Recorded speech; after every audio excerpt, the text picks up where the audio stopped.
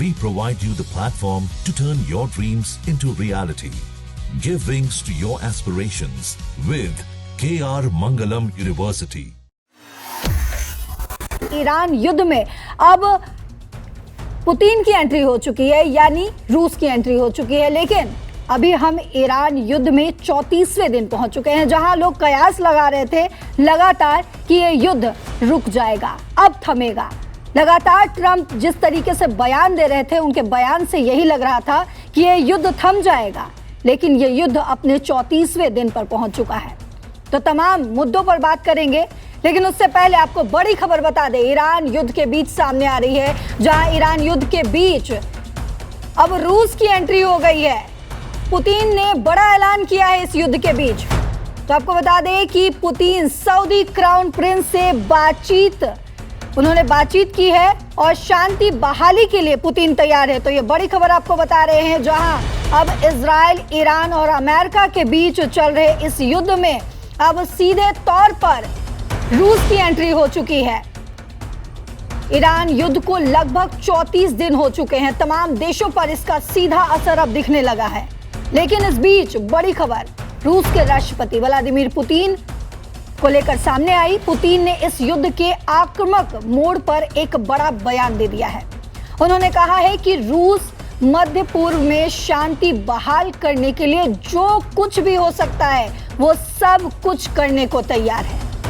तो समझते हैं पुतिन ने ये क्यों कहा, अभी मध्य पूर्व में क्या कुछ चल रहा है, रूस की इसमें क्या भूमिका है और हम यानी कि भारत के लिए इसका हम पर क्या कुछ असर पड़ेगा और इसका क्या मतलब है। तो मध्य पूर्व में जो अभी आग फैली हुई है उसमें सब झुलस रहे हैं, ये आप भी समझ रहे होंगे, और सब यही मान रहे हैं कि इस युद्ध के पीछे ट्रंप का हाथ है और उनके पीछे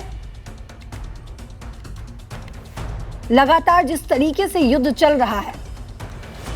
फरवरी 2026 से अमेरिका और इजराइल ने ईरान पर बड़े हमले शुरू कर दिए थे। ईरान ने जवाब में हॉर्मुज की खाड़ी यानी कि स्ट्रेट ऑफ हॉर्मुज बंद करने की कोशिश की और कह भी दिया था कि हम बंद कर देंगे।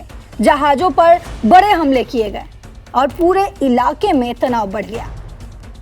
गाजा में पहले से ही हमास इजराइल जंग के घाव ताजे हैं। सीरिया में असद सरकार गिर चुकी है। लेबनान और यमन में भी प्रॉक्सी जंगें चल रही हैं और इसका नतीजा तेल के दाम आसमान छू रहे हैं। दुनिया भर में महंगाई का खतरा और लाखों लोग बेघर हो चुके हैं। लेकिन इस बीच, इस युद्ध के बीच पुतिन का यह बयान सामने आया है। उन्होंने साफ कह दिया है कि रूस शांति स्थापित करने के लिए सब कुछ करेगा। यह सिर्फ बात नहीं है, रूस की पुरानी नीति का हिस्सा है। कैसे, वो भी आपको समझाएंगे आगे। दरअसल रूस हमेशा से कहता आया है कि मध्य पूर्व की शांति तभी आएगी जब एक स्वतंत्र और मजबूत फिलिस्तीनी देश बनेगा। जनवरी 2026 में पुतिन ने फिलिस्तीनी नेता महमूद अब्बास से मुलाकात भी की थी और $1 बिलियन लगभग 8300 करोड़ रुपए देने का ऐलान किया था। गाजा के पुनर्निर्माण के लिए ये पैसे दिए गए थे। वो पैसा उनके अमेरिका में फ्रोजन स्टेट से आना था। लेकिन अब सवाल ये है कि पुतिन ने ये क्यों कहा है। इसके 3 बड़े कारण हैं, वो भी समझते हैं। पुतिन ने इस युद्ध में बड़ा ऐलान तो कर दिया, लेकिन कारण समझना भी बेहद जरूरी होता है। पहला कारण, रूस का अपना फायदा है। रूस ईरान का पुराना दोस्त माना जाता है। ईरान रूस को ड्रोन और मिसाइल देता रहा है यूक्रेन जंग के दौरान। लेकिन रूस इजराइल और अरब देशों से भी अच्छे संबंध रखना चाहता है। वो दिखाना चाहता है कि वो ईमानदार मध्यस्थ है। मार्च 2026 में ही पुतिन ने बहरीन के किंग से फोन पर कहा था कि रूस इलाके को स्थिर करने के लिए सब कुछ करेगा और ईरान से अपने संबंधों का इस्तेमाल शांति के लिए करेगा। यानी कि रूस किसी तरीके से चाहता है कि अब ये युद्ध रुके, और इस बार सिर्फ कह नहीं रहा, सिर्फ पुतिन कह नहीं रहे, बल्कि खुलकर सामने आ चुके हैं। हमने अभी देखा था कि किस तरीके से तमाम देश ट्रंप के खिलाफ हो रहे हैं। उनके दोस्त जो अब तक उनका साथ देते रहे, नाटो के कई देश, और इससे झुझलाकर ट्रंप ने यह तक कह दिया कि शायद मैं नाटो छोड़ दूंगा, अमेरिका नाटो से अलग हो जाएगा। इटली, स्पेन, तमाम देश ट्रंप के खिलाफ हो चुके हैं। लेकिन आज जिस तरीके का बयान पुतिन की तरफ से आया, यानी रूस की तरफ से आया, वो बेहद एक आक्रामक मोड़ ले सकता है। शायद ये भी हम कह सकते हैं कि पुतिन के आने से, पुतिन की एंट्री से शायद ये युद्ध थम सकता है, रुक सकता है। लेकिन दूसरी वजह समझते हैं कि आखिर इस युद्ध में जिस तरीके से पुतिन की एंट्री हुई है उसकी वजह क्या है। तो दूसरी वजह है रूस की जियोपॉलिटिक्स, यानी अमेरिका और इजराइल मध्य पूर्व में अपनी पकड़ मजबूत कर रहे हैं। ट्रंप प्रशासन ईरान पर दबाव बना रहा है। रूस नहीं चाहता कि पूरा इलाका सिर्फ अमेरिका के हाथ में चला जाए, इसीलिए वो ब्रिक्स और एससीओ जैसे प्लेटफॉर्म पर ईरान की तरफ से बोलता है, लेकिन साथ ही अरब देशों को भी आश्वासन देता है। यानी कि हर फ्रंट पर अब रूस जो है वो मजबूत होने की कोशिश कर रहा है। वहीं अब तीसरी वजह अगर आपको समझाऊं तो तेल और अर्थव्यवस्था, ये बहुत बड़ी वजह है। दरअसल मध्य पूर्व अस्थिर हो तो तेल महंगा हो जाता है, हर बार ये देखा गया है, और रूस तेल बेचकर अपनी यूक्रेन जंग का खर्च चला रहा है। लेकिन बहुत ज्यादा अस्थिरता हो गई तो दुनिया की अर्थव्यवस्था ठप हो सकती है, जिससे रूस को भी नुकसान होगा। इसीलिए पुतिन कह रहे हैं कि हम लॉजिस्टिक्स, डिप्लोमेसी और जरूरत पड़ी तो आर्थिक मदद भी देंगे। रूस का मध्य पूर्व में इतिहास पुराना है, वो समझना बेहद जरूरी है।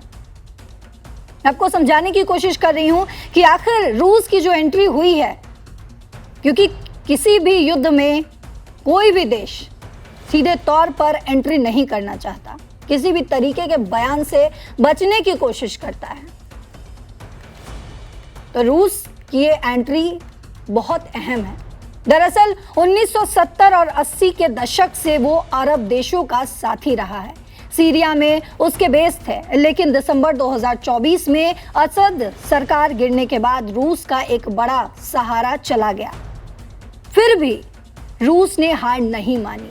वो अब सीरिया में फिर से आर्थिक और एनर्जी प्रोजेक्ट्स के जरिए वापसी करने की कोशिश कर रहा है। पुतिन का ये बयान सिर्फ शब्द नहीं है, बल्कि एक मैसेज भी है। हम अभी भी मेज पर हैं। उन्होंने पहले भी कहा था कि फिलिस्तीनी राज्य ही असली समाधान है। यूएन के फैसलों के मुताबिक 2 राष्ट्र समाधान यानी कि 2 स्टेट सॉल्यूशन पर रूस जोर देता हुआ नजर आता है। अब आप सोच रहे होंगे कि आखिर रूस के इस बयान से, क्योंकि रूस भारत का एक बहुत अच्छा मित्र रहा है, हमने बीते दिनों देखा भी है जब डोनाल्ड ट्रंप ने भारत पर टैरिफ लगाया तो रूस ने कितनी मदद की है भारत की। अगर यूएसएसआर के वक्त का जिक्र हम करें तो उस वक्त भी हमने देखा है कि भारत और यूएसएसआर का रिश्ता बेहद मजबूत रहा है। उस वक्त से ही, यूएसएसआर के वक्त से ही, और जब यूएसएसआर टूटा और रूस उससे बाहर निकला, तब से लेकर अब तक भारत और रूस का रिश्ता बेहद मजबूत रहा है। आज भी उसी मजबूती के साथ पुतिन और प्रधानमंत्री नरेंद्र मोदी खड़े रहते हैं, चाहे डोनाल्ड ट्रंप कितनी भी टैरिफ लगा ले। लेकिन अब इस युद्ध के बीच अगर हम बात करें रूस के एंट्री की, और उसके एंट्री से यानी पुतिन के एंट्री से भारत पर इसका क्या कुछ असर हो सकता है, भारत के लिए इसका क्या मतलब है, तो आपको बता दूं कि हम भारत में तेल का एक बड़ा आयातक है। यानी कि भारत जो है वो तेल का एक बड़ा आयातक है। अगर मध्य पूर्व में शांति रहती है या मध्य पूर्व शांत होता है तो तेल सस्ता होगा, पेट्रोल डीजल की कीमतें गिरेंगी, महंगाई रुकेगी। हमारे 80 लाख से ज्यादा भारतीय मध्य पूर्व में काम करते हैं। यूएई, सऊदी, कुवैत, इन सब जगहों पर काम करते हैं। शांति से उनकी सुरक्षा बढ़ेगी, क्योंकि आप तक खबर पहुंच चुकी होगी आपने लगातार इस युद्ध को फॉलो किया है हमारे साथ और तमाम जगहों से, कि अभी तक कई भारतीयों की मौत हो चुकी है इस युद्ध के दौरान, जो बेकसूर है, जिनका कोई कसूर नहीं था। और साथ ही भारत रूस का पुराना दोस्त भी है।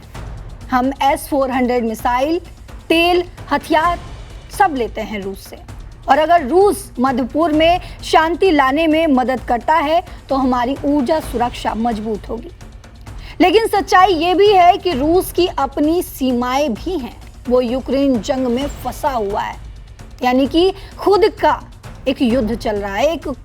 पुतिन खुद एक युद्ध में फंसे हुए हैं। उसके बावजूद भी पुतिन ने ये एक बड़ा कदम उठाया है। उसके पास इतने संसाधन नहीं है कि वो अकेले शांति थोप दे, फिर भी उसकी डिप्लोमेसी काम करती है, क्योंकि वो दोनों तरफ बात कर सकता है, ईरान से भी, इजराइल से भी। तो पुतिन का ये बयान दिखाता है कि दुनिया अब एक तरफा अमेरिकी नेतृत्व नहीं चाहती है। इससे पहले हमने ये भी देखा था कि पाकिस्तान, चीन, तमाम देश जो हैं, यहाँ तक कि अमेरिका के दोस्त, कई देश जो अब तक अमेरिका के साथ खड़े रहे हैं, वो भी अमेरिका को, डोनाल्ड ट्रंप को यही समझाने की कोशिश करते रहे हैं कि इस युद्ध को रोक दो अब, क्योंकि इस युद्ध की आग में सब झुलस रहे हैं। चीन, रूस, भारत जैसे देश मिलकर नई व्यवस्था बना रहे हैं। मध्य पूर्व की शांति सिर्फ फिलिस्तीन, इजराइल की नहीं, बल्कि पूरे इलाके की स्थिरता की है, ताकि कोई भी देश अकेला दूसरे पर हावी ना हो सके। अभी तो ट्रंप प्रशासन भी शांति की बात कर रहा है। अगर रूस, चीन और अरब देश साथ आए तो कोई बड़ा ब्रेक थ्रू हो सकता है, लेकिन फिलहाल ये सिर्फ बयान है। असली काम तो बातचीत, समझौते और जमीन पर अमल हो सकता है। तो आपको क्या लगता है, क्या रूस सच में शांति ला सकेगा, या ये सिर्फ अपनी पोजीशन मजबूत करने का एक तरीका है? हालांकि इस तरीके के पहल को भी दुनिया सराहती है। जिस तरीके से रूस ने ये कदम उठाया है, रूस ने ये पहल की है। हालांकि इससे पहले चीन और पाकिस्तान भी कोशिश कर चुका है। भारत ने भी दोनों ही तरफ से बातचीत की और जल्द से जल्द युद्ध रोकने की बात की है। आपको क्या लगता है कि क्या पुतिन की एंट्री से इस युद्ध में एक फुल स्टॉप या कॉमा लगेगा? क्या जल्द ये युद्ध रुकेगा? क्या ये युद्ध जिस तरीके से अपने 34वें दिन पर पहुंच चुका है, ये युद्ध अभी और आगे बढ़ेगा? आपको जो भी लगता हो लगातार कमेंट्स में बताते रहिएगा।